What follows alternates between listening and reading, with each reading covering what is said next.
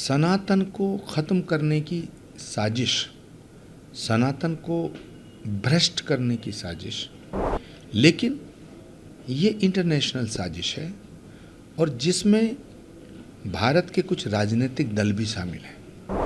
Congress party के अध्यक्ष उनके सुपुत्र हैं प्रियांक खड़गे, कैबिनेट मिनिस्टर हैं कर्नाटक में। वो कहते हैं सनातन इज ए डर्टी वर्ड, सनातन एक गंदा शब्द है। पहले तो इसका पर्दाफाश होना चाहिए कि ये किया किसने है, इसके पीछे कौन कौन है, उस समय सरकार किसकी थी, कौन कौन अधिकारी शामिल हैं, कौन कौन नेता शामिल हैं। ये भयानक पाप है, बहुत बड़ा पाप है और मुझे लगता है इसका प्रायश्चित सदियों तक नहीं किया जा सकता है। राहुल गांधी अकेले ऐसे नेता हैं जो देश के बाहर जाकर के देश को बदनाम करते हैं, देश को नंगा करने का काम करते हैं। राहुल गांधी जी को देश से माफ़ी मांगनी चाहिए। जनता के दिलों पर राज करने वाला कोई सम्राट अगर है तो सम्राट विक्रमादित्य के बाद वो नरेंद्र मोदी हैं। देखिए, ये करोड़ों हिंदुओं की आस्था के साथ विश्वासघात है, ये हमारे साथ धोखा है। सनातन को ख़त्म करने की साजिश, सनातन को भ्रष्ट करने की साजिश, सनातन को मिटाने की साजिश, ये सदियों से हुई है, सदियों से होती आ रही है, लेकिन ये इंटरनेशनल साजिश है और जिसमें भारत के कुछ राजनीतिक दल भी शामिल हैं, भारत के कुछ राजनेता भी शामिल हैं जो सनातन को मिटाना चाहते हैं। कौन हो सकते हैं? खुलेआम सनातन को मिटाने की घोषणाएं की जाती हैं, खुलेआम सनातन को गालियां दी जाती हैं। कांग्रेस पार्टी के अध्यक्ष उनके सुपुत्र हैं प्रियांक खड़गे, कैबिनेट मिनिस्टर हैं कर्नाटक में। वो कहते हैं सनातन इज ए डर्टी वर्ड, सनातन एक गंदा शब्द है। तमिलनाडु के अंदर डीएमके के नेता सारे कहते हैं कि सनातन को मिटा देना चाहिए, सनातन डेंगू है, मलेरिया है, कीड़ा मकोड़ा है। और दुर्भाग्यपूर्ण बात यह है कि कांग्रेस जैसी पार्टी सनातन को मिटाने वालों के साथ खड़ी है। तो सनातन को मिटाने की एक साजिश हो रही है, इसका पर्दाफाश होना चाहिए। ये इंटरनेशनल साजिश है क्योंकि विदेशी ताकतें ये चाहती हैं कि भारत कमज़ोर हो और उन्हें लगता है कि भारत तब तक कमज़ोर नहीं हो सकता है जब तक सनातन शक्तिशाली है।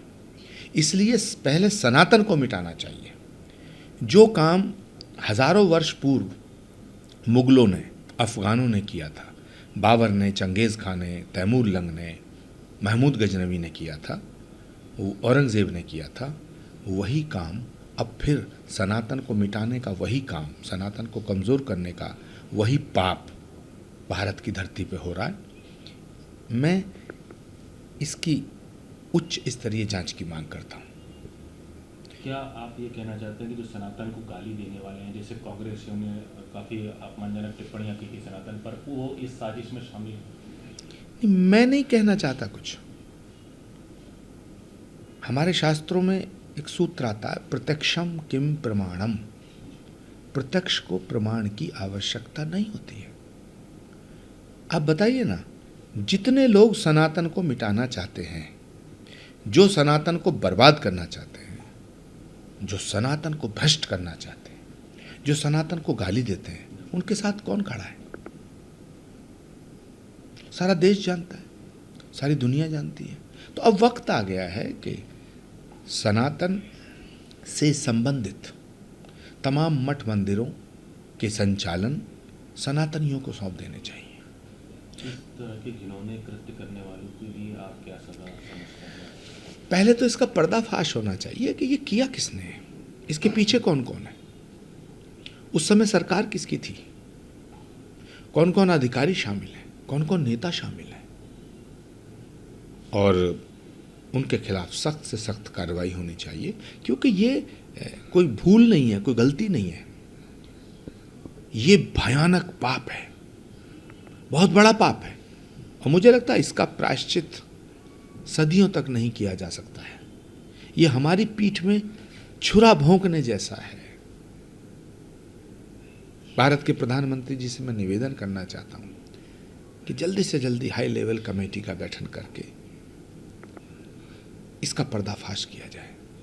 सर, राहुल गांधी लौट आए हैं, उनका ये कहना है कि अमेरिका में जो उन्होंने बयान दिया था उसको लेकर बीजेपी ने झूठ फैलाया है। सबसे बड़ा झूठ यही है जो राहुल गांधी कह रहे हैं। राहुल गांधी रोज झूठ बोलते हैं। राहुल गांधी अपनी पार्टी के नेताओं से झूठ बोलते हैं। राहुल गांधी देश की जनता से झूठ बोलते हैं। राहुल गांधी देश की महिलाओं से झूठ बोलते हैं। राहुल गांधी देश के किसानों से झूठ बोलते हैं। राहुल गांधी देश के शोषित, वंचित और पीड़ित दलितों से झूठ बोलते हैं। राहुल गांधी से मुझे ये उम्मीद नहीं थी। राहुल गांधी को सोचना चाहिए कि वो सिर्फ कांग्रेस के नेता नहीं है, वो नेता प्रतिपक्ष हैं, पूरे विपक्ष के नेता हैं। वो जो देश के बाहर जाकर के देश को नंगा करने का काम करते हैं, इस देश में ओवैसी भी अगर देश के बाहर जाते हैं, असदुद्दीन ओवैसी, जिनसे मुझे कोई उम्मीद नहीं है, लेकिन ओवैसी भी देश के बाहर जाकर के देश की बदनामी नहीं करते, देश के खिलाफ नहीं बोलते। राहुल गांधी अकेले ऐसे नेता हैं जो देश के बाहर जाकर के देश को बदनाम करते हैं, देश को नंगा करने का काम करते हैं। राहुल गांधी जी को देश से माफ़ी मांगनी चाहिए। दिल्ली को नया मुख्यमंत्री मिल गया है, आतिशी ने शपथ ली। किस तरह से देखते हैं, चुनाव भी 4 महीने 6 महीने में है। दिल्ली की नई मुख्यमंत्री आतिशी जी को मैं बधाई देता हूँ। उनके अच्छे भविष्य के लिए शुभकामनाएं। उन्होंने कहा कि जल्दी अरविंद केजरीवाल को फिर से मुख्यमंत्री बनाना है। अब ये उनका भाव है, लेकिन अरविंद केजरीवाल जी अब मुख्यमंत्री बनना नहीं चाहते हैं। मुझे लगता है अरविंद जी अब प्रधानमंत्री बनना चाहते हैं। अरविंद केजरीवाल जी एक अकेले नेता हैं, एक ऐसे नेता हैं जिन्होंने अपने दम पर देश में 2-2 राज्यों में सरकार बनाई है। बाकी पूरे विपक्ष में ऐसा कोई नेता नहीं है जिनकी पार्टी की 2 राज्यों में सरकार बनी हो। Arvind ji is only leader, only politician in this country जिन्होंने अपने दम पर देश में 2 राज्यों में सरकार बनाई है। तो मुझे लगता है कि अरविंद केजरीवाल जी का जो अब अगला टारगेट या निशाना है, वो राष्ट्रीय राजनीति में नरेंद्र मोदी जी का विकल्प बनना है। ऐसा संभव है, आप मानते हैं? देश की जनता फैसला करेगी, लेकिन अरविंद जी के फैसले से ऐसा लगता है कि जैसे वो देश के अगले प्रधानमंत्री के उम्मीदवार हैं। सही मायनों में आप क्या मानते हैं, नरेंद्र मोदी जी के बाद कौन प्रधानमंत्री होना चाहिए, ये हो सकता है देश के हित में? मुझे लगता है अभी 2029 में फिर चौथी बार मोदी ही प्रधानमंत्री बनेंगे।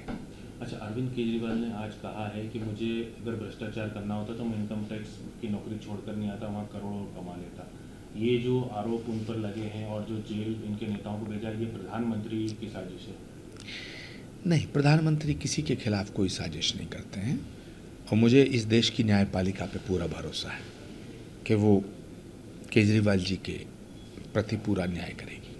सर, प्रधानमंत्री अमेरिका दौरे पर हैं, काफ़ी लोगों में उत्साह देखा जा रहा है, जो वहाँ इंडियन बसते हैं, काफ़ी स्वागत भी हो रहा है। तो किस तरह से आप देखते हैं भारत को इससे कितना लाभ होगा? देखिए, हमने इतिहास में सम्राट चंद्रगुप्त का नाम सुना है, सम्राट विक्रमादित्य का नाम सुना है, सम्राट अशोक का नाम सुना है, जिन्होंने भारत को गौरवान्वित करने का काम किया। सम्राट विक्रमादित्य, सम्राट चंद्रगुप्त, सम्राट अशोक, ये सब महान राजा हुए हैं, लेकिन जनतंत्र के अंदर, लोकतंत्र के अंदर सबसे बड़ा जो जनता के दिलों पर राज करने वाला कोई सम्राट अगर है तो सम्राट विक्रमादित्य के बाद वो नरेंद्र मोदी हैं।